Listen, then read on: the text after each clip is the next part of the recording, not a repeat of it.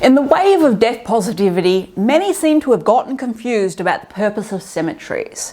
And in our comments section, along with those of other death educators on our YouTube channels and social media channels, are full of people ranting, all cemeteries should be banned, burial should be outlawed, etc, etc. Usually citing that land should be used for the living, not for the dead. Now, while I personally believe these people are ignorant, I'll give them the benefit of the doubt and say they're simply naive. So let's fix that. Before we begin, we post death and dying related videos every Friday. So if that sounds like your kind of thing, consider subscribing to the channel. Now let's talk the idea of banning cemeteries. Now, when these people run their mouth in the comments section, they rarely elaborate on the scale of what they mean. Do they mean just their town or their country or perhaps the entire world? Nor do they mention if this shower thought of theirs included backdating and digging up all the current ones out there. So let's start with that latter point. Digging up and destroying every old cemetery in existence today to make way for the living.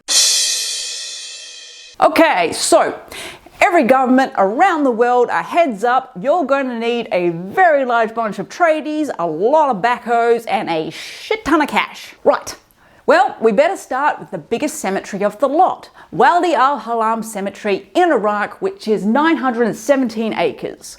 Now, for reference, Google tells me that an American football field is about half an acre. So Simple Sheila needs to dig up around 1,834 football fields. And I'm sure the fact that it's regularly 45 degrees out there and that you'll be digging up some much loved religious leaders won't hinder that in the slightest. But YouTube tells me that the majority of my viewers are from the US. So perhaps we should take this brilliant land management system to the States. All up, the US has 20,272 registered cemeteries, which is estimated to be around 2 million acres of land. That is around, wait for it, 809,373 American football fields. Now this is the part where Karen pikes up and says, that's exactly what I mean, all that wasted space. Well, Karen, I say, you wanted them gone, so you better start digging. Oh, and by the way, Karen, since we're digging everyone up, I'm sure you'll agree, Karen, that all veteran cemeteries must go as well. I mean, they fought for your freedom to express such ridiculous ideas. It's only right that you dig them up as well. And I'm sure you have no concerns for your safety doing that whatsoever. After all, there are 164 cemeteries in the US specifically for the military veterans alone. That's a lot of land. Maybe the military could even help. I hear they've got a lot of equipment. Sorry, I'm Australian and sarcasm is our second language. My point is, digging up old cemeteries, be them ancient or modern day, isn't just digging up land, it's digging up history, which I know Karen won't be all that interested in, and I'd be surprised if Karen had even cracked open a book at all. But remember, tracing one's ancestors is still a big deal.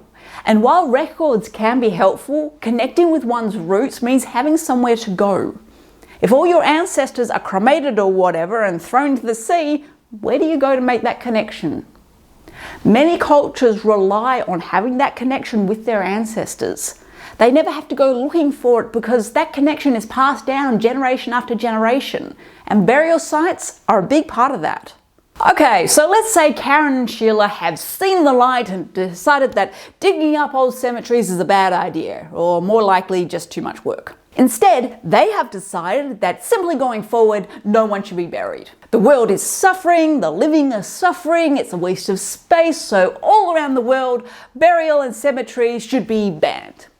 Okay, so while various cultures around the world have shifted from burial to cremation as their norm, what is your plan, Sheila, for those cultures who still feel being buried is the way to go? The Muslim and Jewish populations would be by far the biggest examples of that. Ah, Karen, I see. They should just come around to your way of thinking. Let go of tradition, embrace change. It's all so clear now. Well, they're going to have to be told about this great revelation. And of course, such news should be broken in person. So Karen, Sheila, I wish you all the best as you head over to Saudi Arabia and Malaysia and Israel and Azerbaijan, even though you probably never heard of it, and explain to them that they can't do burial anymore. And then come back and report how it went. We'll wait. Though if you could film it, that would be great, because the rest of us could really use a good laugh. Oh, wait, no, there is a bit of a small problem there. See, disrespect of Islam is one of Saudi Arabia's most heinous crimes punishable by the death penalty. So if you could upload that video before your time is up, that would be fabulous. Then, of course, Karen, you'll need to head over to some of the poorest countries around the world. You know, South Sudan, Burundi, African Republic, Congo, Mozambique, and tell them that not only do they have to change their cultural practices, but they have to find the money to build crematoriums or such, even though they can't afford to eat. And I'm sure, Karen, if they can't afford to do so, you would be very happy to help them out with that, right? Oh, you only meant the cemeteries in your country should be banned. Okay, well, you go and explain to your country's Muslim and Jewish population that they can't bury their dead anymore, as is their custom. To which they will tell you that it's a democratic society that believes in freedom of expression and freedom of religion. Again, I would love a copy of the video. I'm sure it's going to go great. It's a perfect plan. Okay, so Sheila and Karen are coming up against a few hurdles in their plan. Obviously, they will have to have a chat about whose culture it's worth respecting and whose can be disregarded. So while they do that, let's address a few financial points. Because it would appear that some people who say cemeteries should be banned are of the belief that by doing so, the cost of funerals will somehow become more affordable. Tell me you've never done a business course without telling me directly. Completely disregarding that we have an entire video on how to make funerals more affordable in our current financial climate, do you really think that's how it works? Funeral companies will do what any business does. You get rid of one market and you raise the prices on the other, because people now have to choose that one option. It's not really a choice. But if you think that by banning burial, you will somehow create a massive opportunity for new body disposal methods to take off with great success, you're sadly mistaken.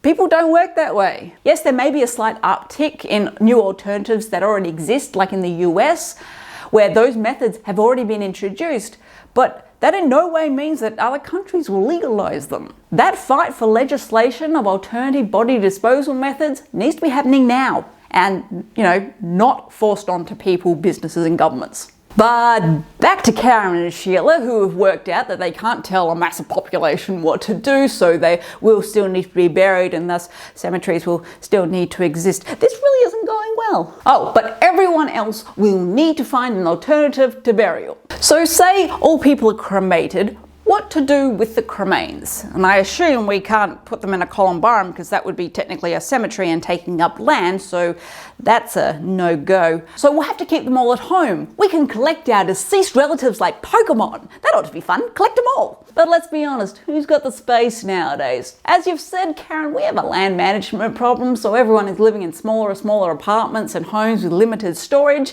So I'm sorry, Uncle Bob, Aunt Frida, you're gonna have to go. So how about we place the remains in memorial parks like that video I showed you a couple of weeks ago?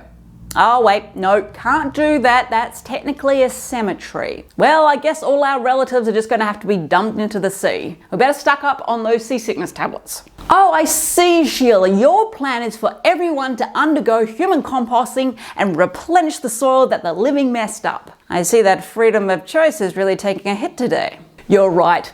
People will be very happy when their government tells them that this is now their one and only option. I foresee no backlash whatsoever. The thing that really irks me about these people, other than their ignorance and inability to think an issue through, is their entitlement and discriminatory beliefs which they try to pass off as honourable environmentalism. Could it be, Karen, that cemeteries as a concept are not wrong? That burial as a concept is not wrong, but that where you are is doing it wrong. You say cemeteries shouldn't exist and the land should be for the living, which would imply that you think no living people use those spaces. Many cultures use their cemetery space. European countries, like the video I did about Ireland, just as an example, use their cemeteries as public spaces the same way they use parks. They take their dogs for nightly walks through them. They eat their lunch in them to get some peace and quiet during their busy workday. It's the most normal thing in the world to them. Cemeteries and graveyards are multi-use spaces. Here in Australia, I took you to look at Pinaroo Memorial Park, which is used as a picnic spot and a wildlife reserve, as well as being a place for the dead. Cemeteries and burial are not bad, but the way they are done and people's interactions with them can be. Perhaps you should be telling your government to use them for more than one thing. Make them multi-use. Hell, double them up with golf courses, because you can't tell me a golf course is a great use of land. Cemeteries are one of the last places where death is visible in many countries. And it is no surprise that the people whining about burial and cemeteries often come from the same place that are known to be the most death avoidant. Cemeteries preserve physical history, provide closure and a place to mourn, and provide safe and quiet places in a busy world. These people tend to have no link to their own history or culture and assume that no one else does either. They therefore have this sense of entitlement that all land should be used for the living, as if knowing where your dead relatives are means nothing to any other living people. And I suspect they aren't thinking for themselves. They are sprouting what they think other influential figures have said, and they've usually messed up their message like a kid's game of telephone. This is a similar issue to embalming that we did a video on a while back. No one said it should be banned, just lessened. But that kind of thinking is hard for some people. Same in this situation. Burial will always exist in some form. It's not going anywhere. And instead of advocating for abandonment, how about advocate for adjustment and improvement? Advocate for natural burial, advocate for multi-use spaces, advocate for better planning, advocate for more environmentally friendly options. And do your research. Other countries exist. Go look at what they're doing. Learn about the needs of other cultures. Be better and do better. Now, go talk death.